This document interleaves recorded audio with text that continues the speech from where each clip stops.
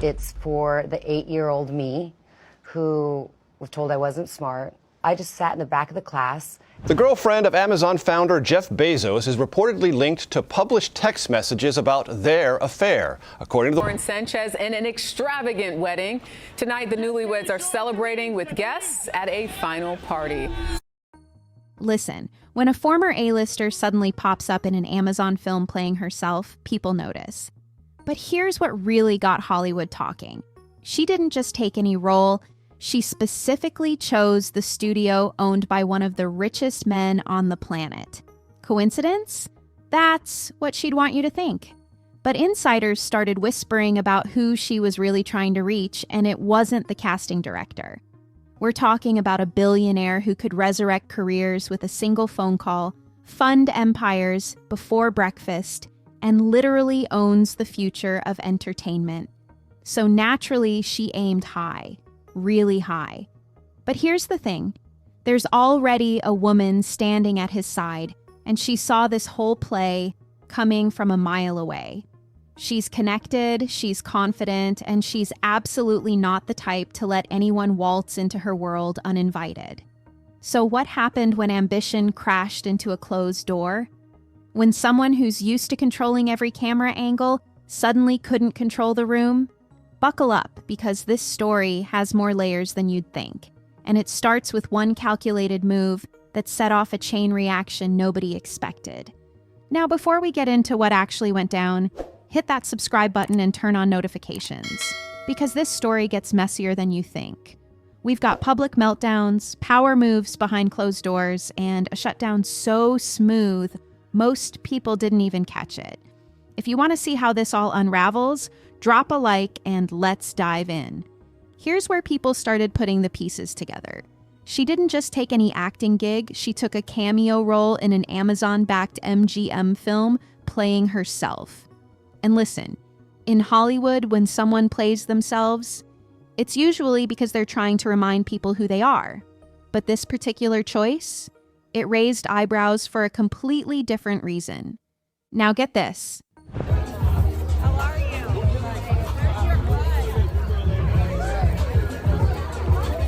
This wasn't some random casting call. Hollywood executives immediately noticed she chose Amazon, not Netflix, even though Netflix was the platform that gave her and her husband their first big documentary deal. Think about that for a second. Netflix basically handed them a massive opportunity, put them on the map in a whole new way, gave them a platform to tell their story exactly how they wanted. They had a relationship there, a history, people who believed in them. So why would she suddenly pivot to Amazon for what's essentially a tiny role, a cameo where she plays herself? That's the question everyone started asking. And here's what made it even more suspicious. The timing.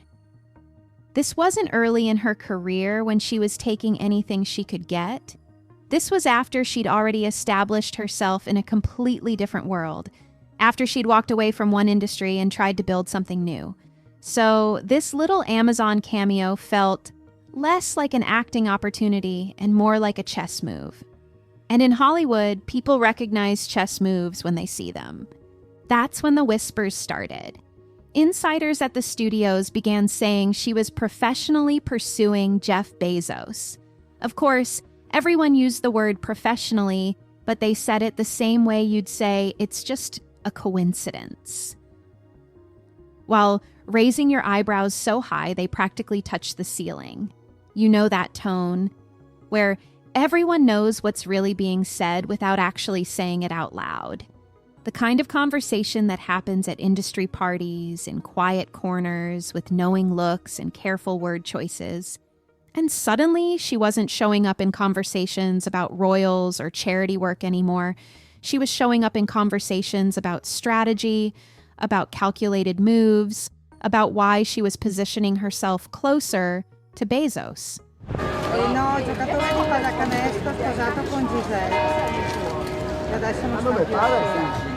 The man who literally owns the studio she now wanted to shine in. We're not talking about a producer or a director here. We're talking about someone who could greenlight an entire empire with one conversation. Someone who doesn't just fund projects, he funds futures. Hollywood noticed. The gossip mill started spinning at full speed. People started connecting dots, pulling up timelines, comparing her public appearances with Bezos's events. Netflix noticed too, and you can bet they weren't thrilled about it. There's nothing quite like watching someone take your platform, build themselves up, and then pivot to your competitor for what looks like personal reasons disguised as professional ones. And the woman standing next to Bezos, she definitely noticed. Because here's the thing, when you're connected at that level, nothing slips past you.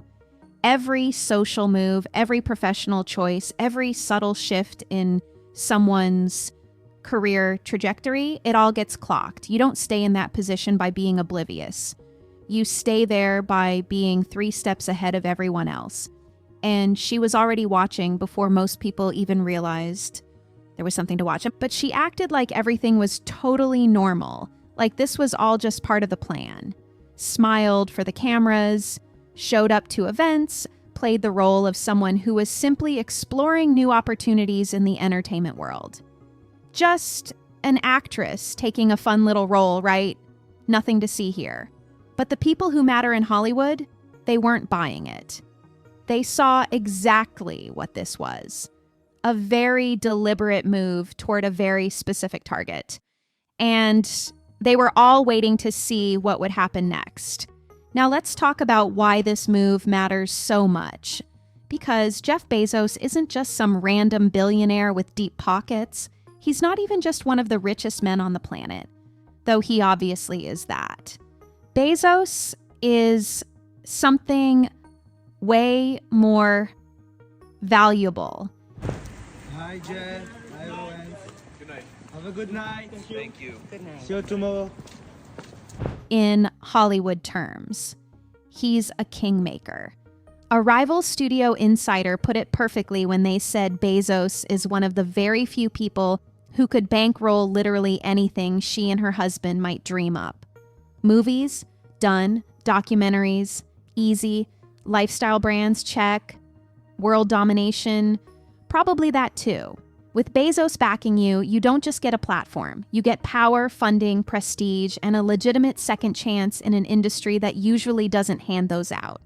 Think about what that means for someone who's been trying to rebuild their image and career. Netflix gave them a documentary deal, sure, but Netflix is just one streaming service among many now.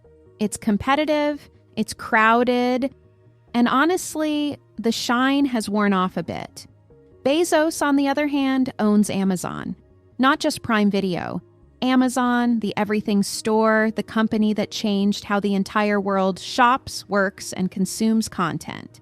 He's got MGM Studios now too, which means he's not just streaming content. He's creating Hollywood history. And let's not forget, the man literally went to space because he could. That's the level of influence we're talking about here.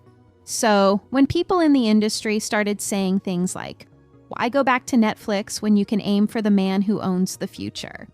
They weren't exaggerating. That's exactly the calculation being made. Because here's what a Bezos partnership could mean. It's not just about one project or one paycheck. It's about access to an entire ecosystem. Amazon Studios can greenlight films with budgets that make other studios nervous. They can push content to hundreds of millions of Prime subscribers worldwide. They can integrate projects across platforms, films, shows, books, products, you name it. And all of that sits under Bezos' empire. For someone who's been trying to claw their way back to relevance in Hollywood, People noticed that she looked a little bit different, right? In our opinion, according to the Spot On with Link Lauren Bureau, that's not just attractive, it's irresistible. It's the difference between getting a role and getting a kingdom, between being on a show and owning a brand, between hoping for opportunities and having someone create them specifically for you. And the best part, from her perspective, Bezos doesn't need her to be anything other than what she already is. He's got enough money that he doesn't need to calculate return on investment the way other producers do.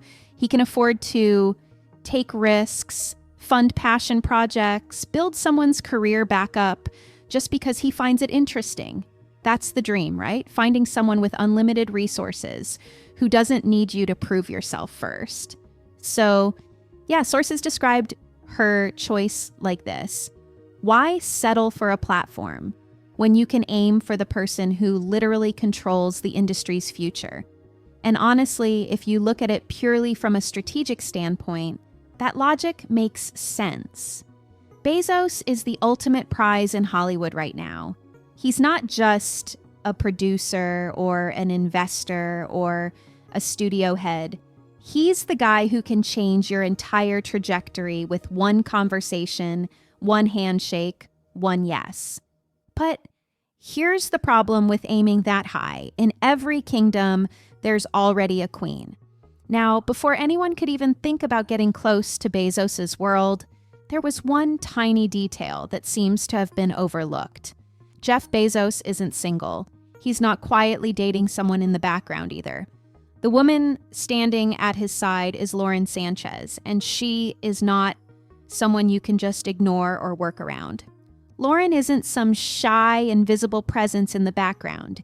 She's bold, she's glamorous, she's wildly connected, and she has friendships that stretch across Hollywood like a glittering web. One of those friends, Bethany Frankel, who already had this actress figured out long before the rest of the world caught on. But my main theory about Lauren Sanchez is I think she is paying a very high price to become the next Mrs. Jeff Bezos. So when people started whispering about someone trying to position themselves closer to Bezos, Lauren already knew. Sources say she saw the move before it even happened.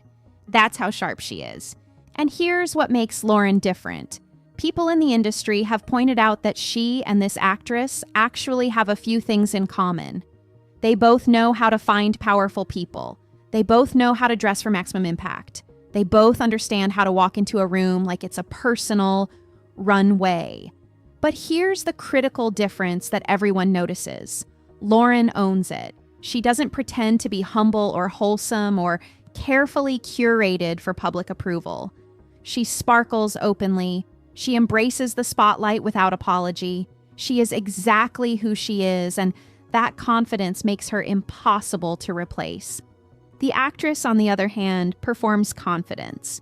She calculates every move, every photo, every public appearance down to the smallest detail. She wants to be seen as relatable and royal at the same time, which is honestly a nearly impossible balance to pull off. And when you're performing confidence instead of living it, people can tell, especially people like Lauren, who've been in these circles long enough to spot the difference immediately. So when insiders started saying that this actress would never get past Lauren, they weren't talking about jealousy or insecurity. They were talking about something way more fundamental. Lauren isn't just Jeff's partner. She's his gatekeeper, his filter, his first line of defense against people who don't belong in their world. And she's good at it. Think about what it takes to be in Lauren's position. You don't get there by being naive or trusting everyone who smiles at you. You get there by reading people, by understanding motives, by knowing exactly who's genuine and who's playing a game. Lauren has been navigating elite social circles for years. She knows how these power plays work because she's seen them all before. So when someone shows up with a calculated Amazon cameo and starts positioning themselves strategically, Lauren's not surprised. She's seen this playbook before. Look out, Lauren Sanchez. Meghan Markle is coming for your man. It was only a man. And here's the thing, trying to get close to Bezos without going through Lauren is like trying to sneak into a castle while the queen is standing at the entrance holding all the keys. It's not happening. Because Lauren isn't the type to step aside politely when she sees someone aiming for her territory.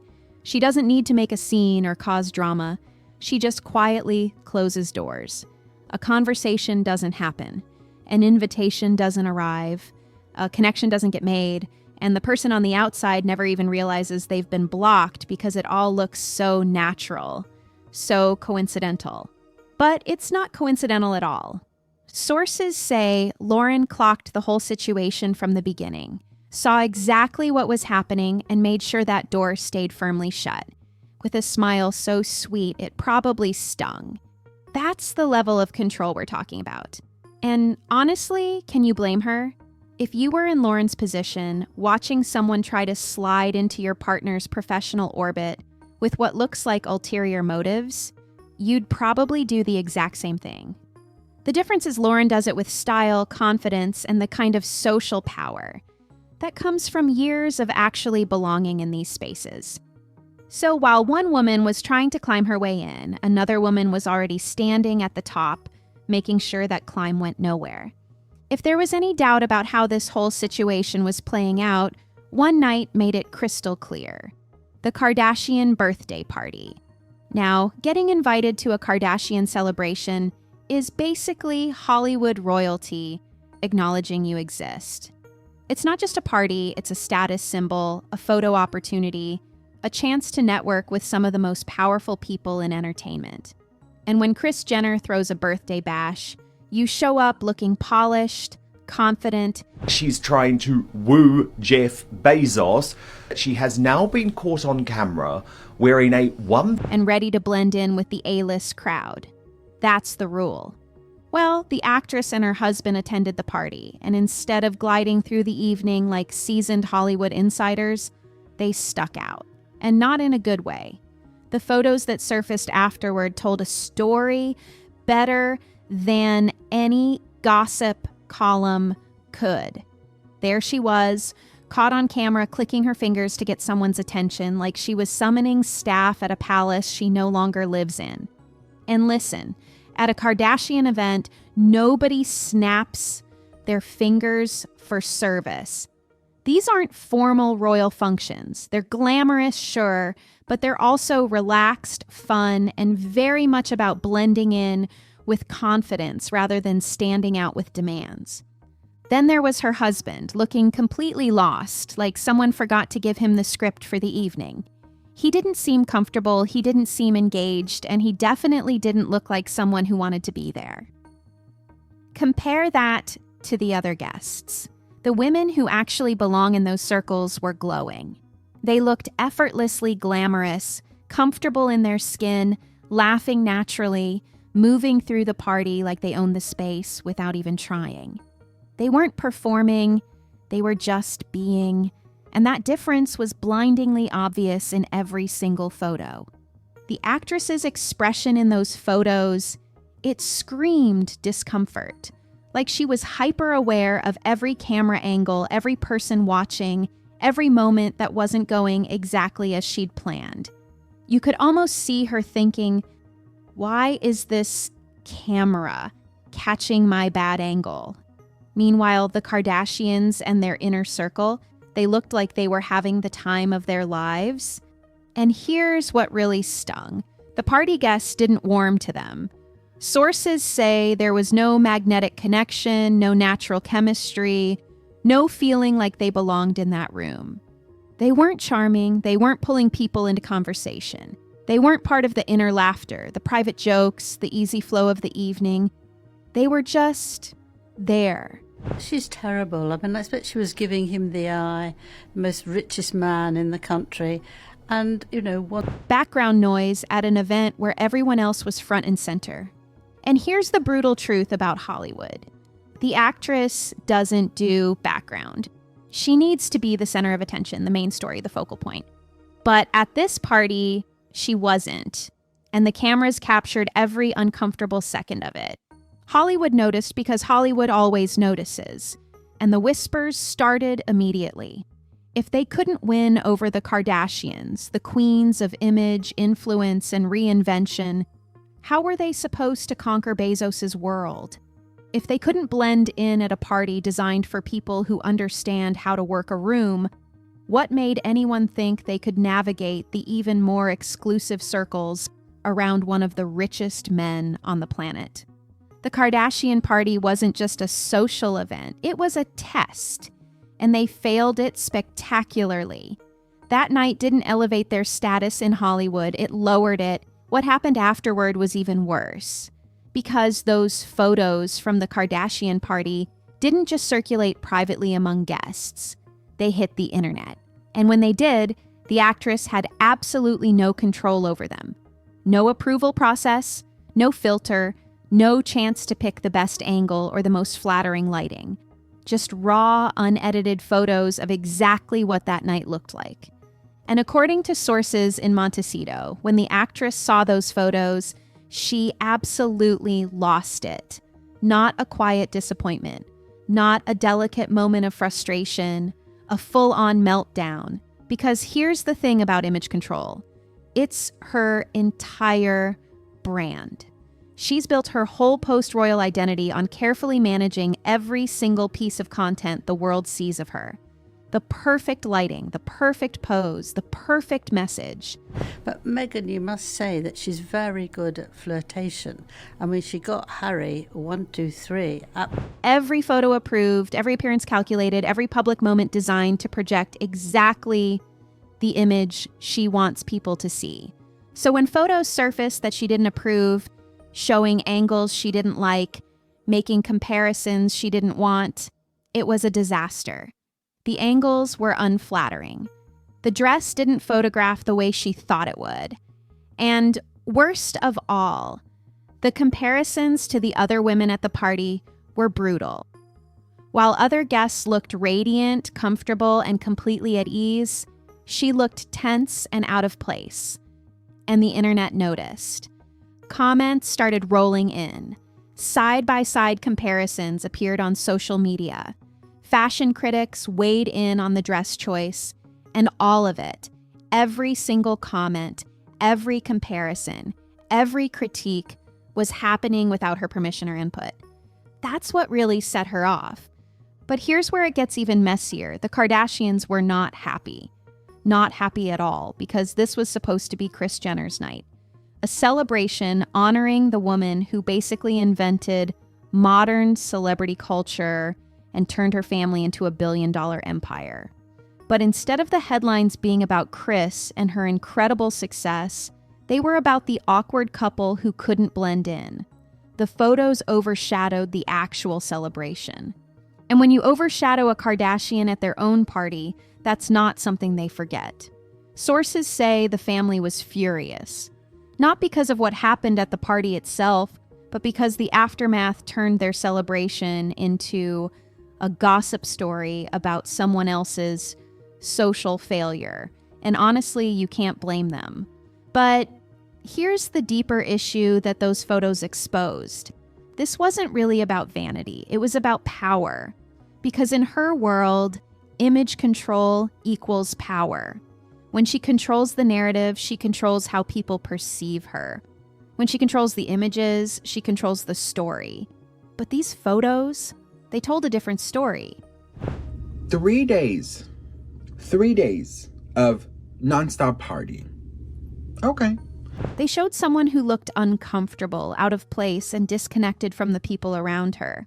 And that's the one thing her carefully constructed image can't survive: reality. Because when you spend years building an image based on control, the moment that control slips, everything cracks. Those photos reminded her of something she can't stand to face. When she doesn't control the room doesn't choose her. And at that Kardashian party, in those unfiltered photos, the room made its choice crystal clear. So after the party disaster and the photo fallout, you'd think the strategy would change. You'd think maybe there'd be a step back, a reassessment, a different approach. But here's what makes this whole thing fascinating. At this level of society, the top shelf, the diamond tier, the private jet crowd, power moves don't happen loudly. Nobody throws fits in public. Nobody makes scenes at events. Nobody even acknowledges that anything uncomfortable happened. That's not how rejection works when you're dealing with billionaires and A-list celebrities. It's all about maintaining appearances while quietly reshaping reality. Instead, everything happens through whispers.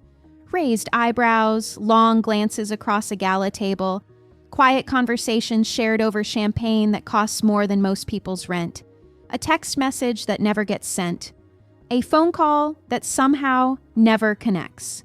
And in that whisper network, sources say people started noticing something.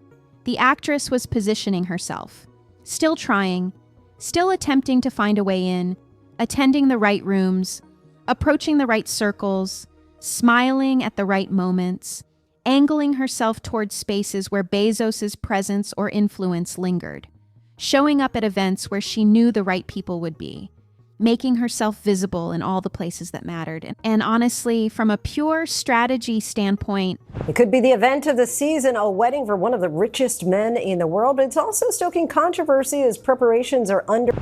What else could she do? She'd already committed to this path. Turning back would mean admitting defeat.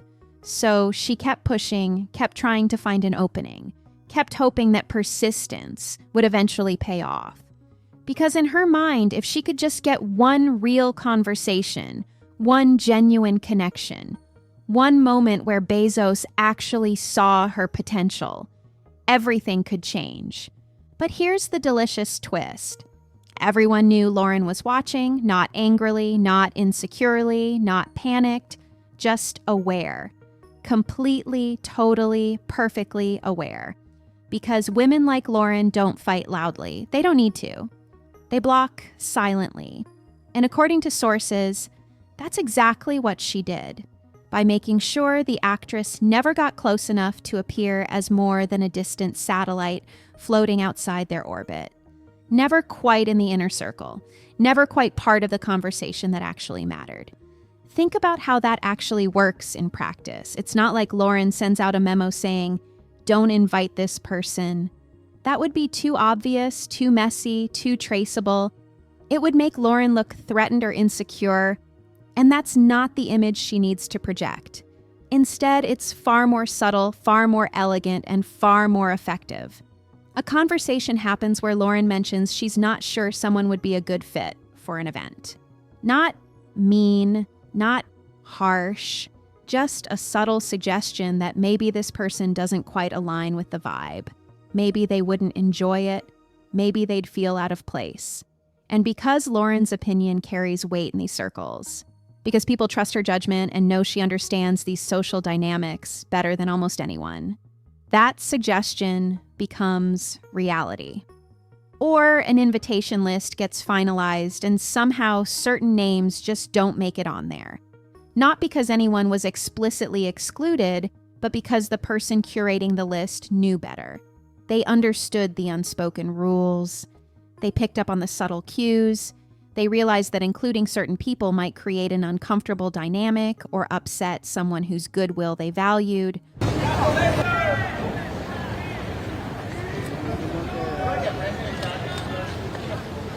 Or a business connection that could have been made simply never materializes because the introduction never happens. Someone forgets to make the connection. An email doesn't get sent.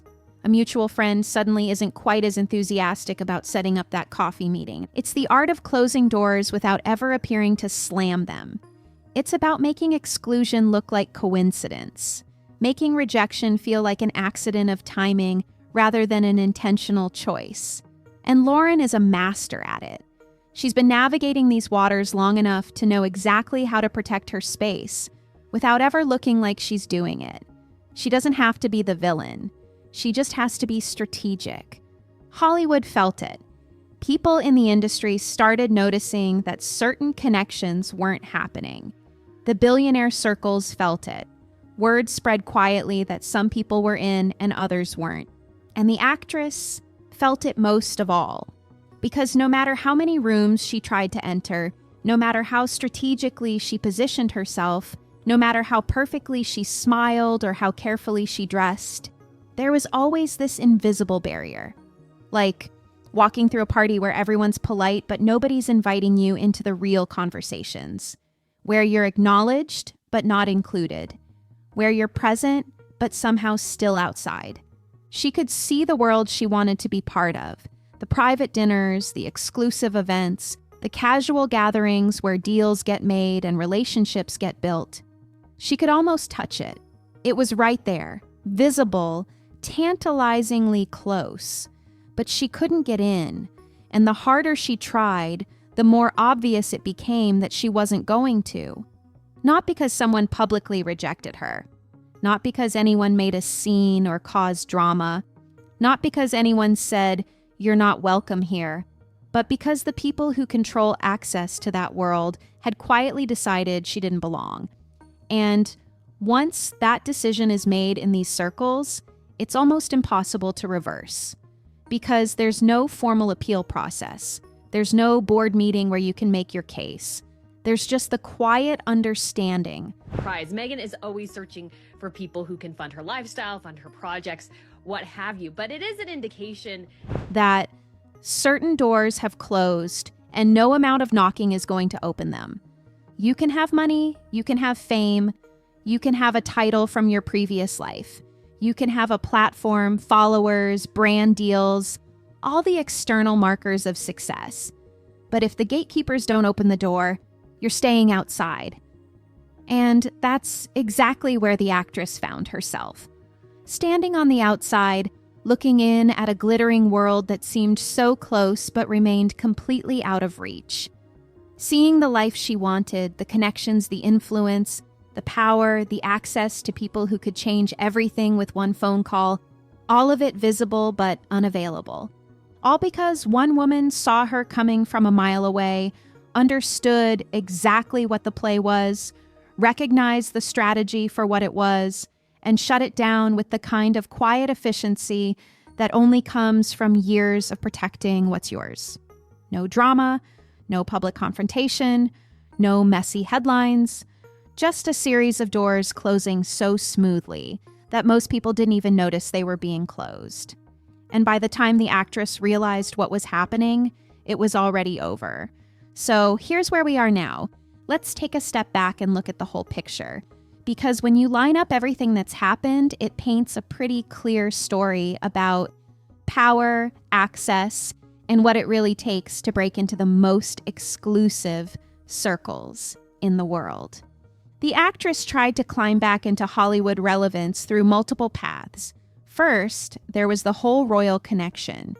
That was supposed to be the golden ticket, right? The fairy tale, the global spotlight, the automatic prestige that comes with being connected to one of the world's most famous families. But walking away from that world meant giving up the structure, the platform, and honestly, the automatic respect that came with it. So then came the streaming deals. Netflix handed them a massive opportunity. Documentaries, content deals, the chance to tell their story on their own terms. And for a while, that seemed like it might work. But here's the thing about streaming platforms. As soon as they say I do, God forbid we just actually put on our wedding gown and be seen for the first time by our husbands. They're crowded, they're competitive, and the shine wears off fast. Content gets released, people watch it or they don't, and then everyone moves on to the next thing. It doesn't create the kind of lasting power she was looking for. Then there was the pivot to celebrity culture, trying to blend in with the Kardashians and their world. And we all saw how that went. The party disaster, the unflattering photos, the awkward body language that screamed, "I don't belong here." It wasn't just embarrassing, it was a public demonstration that she couldn't navigate the very circles she was trying to join. Which brings us to the Bezos strategy, the Amazon cameo, the strategic positioning, the attempt to get close to someone who could genuinely change her entire trajectory with one conversation. Because that's what Bezos represents, not just wealth, not just influence, but actual tangible power to build empires, fund futures, and create opportunities that most people can only dream about. And standing between her and that power, Lauren Sanchez. Still standing firm, still confident, still completely unbothered by any of these attempts. Because here's what's real about power at this level. Power at this level isn't about trying harder or showing up more or positioning yourself strategically. It's about belonging. And you can't perform belonging. You either have it or you don't. The actress keeps trying to prove she deserves a seat at the table. But Lauren doesn't need to prove anything. She's already sitting there. And more importantly, she's the one deciding who else gets to sit down. So now, after all these attempts, after all these different strategies, after all the repositioning and recalculating, where does the actress actually stand? On the outside. Looking in at a world that used to feel accessible, but now feels impossibly distant. Because that's the brutal reality of trying to break into elite circles, when the people who control those circles have decided you don't fit. It doesn't matter how famous you are, it doesn't matter how much money you have, it doesn't matter what. Oh, there he is. That was definitely Jeff Bezos. There's Lauren Sanchez waving.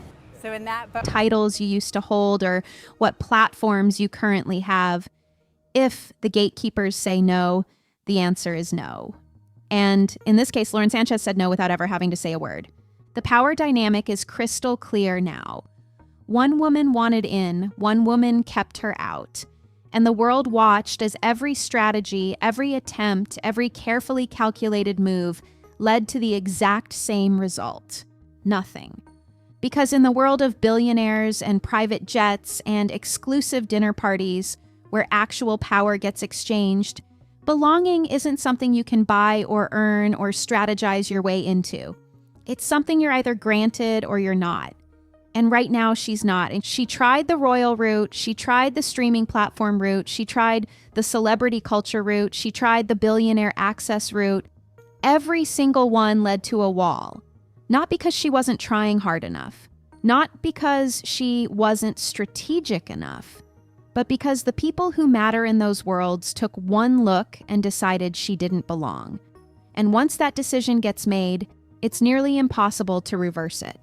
That's the lesson here. Power doesn't always look the way you expect it to. It doesn't wear crowns anymore. It doesn't sit on thrones.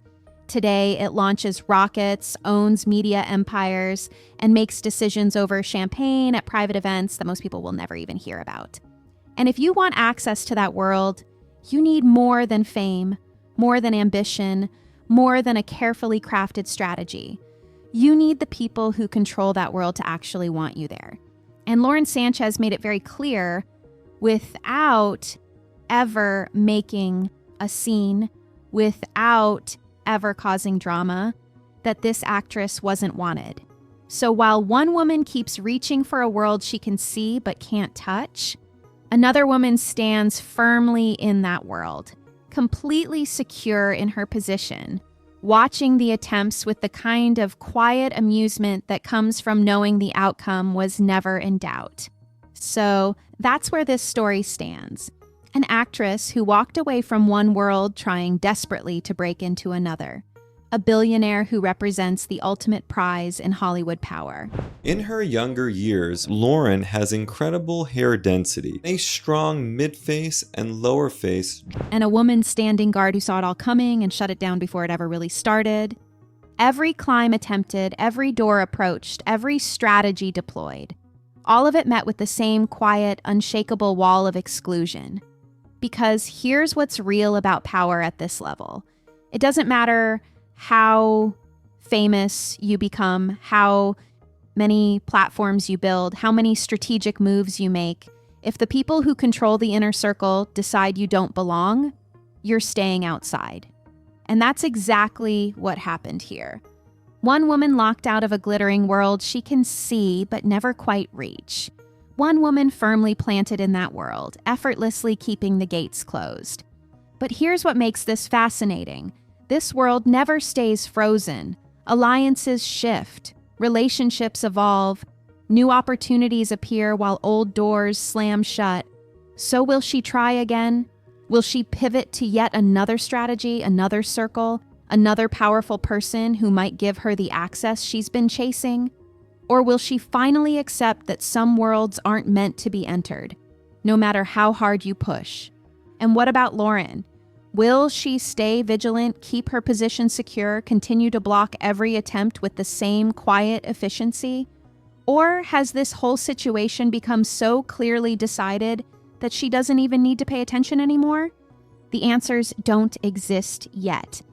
Look at that. That is just one of many multi-million-dollar yachts that we're seeing here in the Venetian Lagoon. As some of the Because in this world of private jets and billion-dollar empires and exclusive circles where power actually lives, nothing is ever truly settled.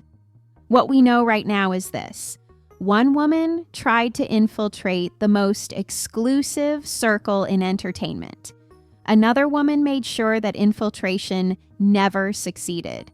And the rest of us, we're just watching from the outside, trying to read the signals, waiting to see if this story has another chapter or if the final page has already been written.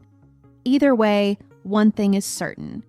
When it comes to breaking into the kind of world where Bezos and Lauren live, where real power gets exchanged over champagne and handshakes, where belonging matters more than any amount of fame or money can buy, the gatekeepers always win.